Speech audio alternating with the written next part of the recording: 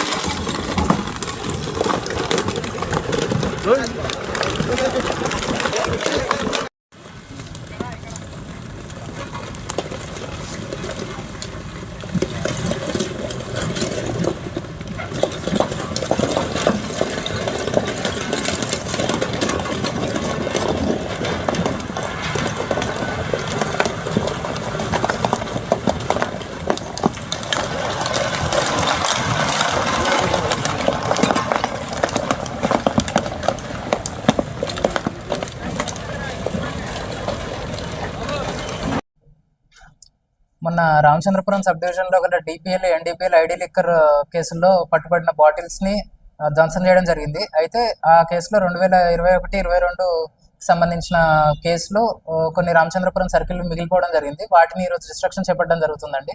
మొత్తం 92 కేసుల్లో 1608 బాటిల్స్ 3688 లీటర్లు ఈరోజు ధ్వంసం చేయడం జరుగుతుంది. ఇది ఏఎస్ గారి సమక్షంలో చేయడం జరుగుతుందండి. జిల్లా ఎస్పీ గారి ఆదేశాల మేరకు ఇది చేస్తున్నాం.